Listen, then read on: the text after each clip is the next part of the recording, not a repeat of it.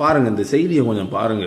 வித்தியா கடத்தப்பட்டு கூட்டு பாலியல் வன்கொடுமை செய்யப்பட்டு படுகொலை செய்யப்பட்ட வழக்கில் மரண தண்டனை விதிக்கப்பட்ட இரண்டாவது குற்றவாளி யாழ்ப்பாணம் சிறைச்சாலைக்குள் நேற்று தமது உயிரை மாய்த்துக் கொண்டார். இந்த நிலையில் அவரின் சடலத்தை ஏற்பதற்கு உறவினர்கள் மறுத்துள்ளதாக போலீசார் தெரிவித்தனர். அண்டை நாடுகள்ல இந்த வட மாநிலங்கள் இந்தியாவில் நடக்கிற மாதிரி அடிக்கடி எல்லாம் தகவல் வராது. எப்பயாச்சும் ஒன்று எவனாச்சும் ஒருத்தன் போதைப் பொருளை பயன்படுத்திக்கிட்டு இந்த மாதிரி செஞ்சிடறாங்க. அப்போ வித்யா என்கின்ற ஒரு பெண்ணை கற்பழித்து கொலை செய்த காரணத்திற்காக மரண தண்டனை அளித்து நீதிமன்றம் தீர்ப்பு வழங்கியிருந்தது. அதுல இரண்டாம் பட்சத்தில் இருக்கக்கூடிய ஒருவர் தற்கொலை செய்து கொள்கிறார்.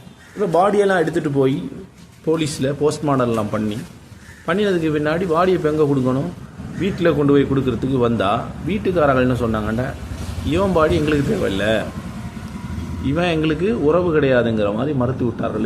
இதுக்கு முஸ்லீம், இந்து, பௌத்தம்ங்கிற கலாச்சார வேறுபாடு இல்லை. இது இலங்கை என்கிற ஒரு பண்பாட்டில் உள்ளது. ஒரு கேவலமான காரியத்தை செய்துவிட்டு இவன் பாடியை எப்படி எங்களுடைய குடும்பத்தோடு இணைக்கிறீங்க, இவன் பாடி எங்களுக்கு தேவையில்லைன்னு மறுத்தாங்க. அந்த செய்தி தான் இது பாருங்க. அது இலங்கை.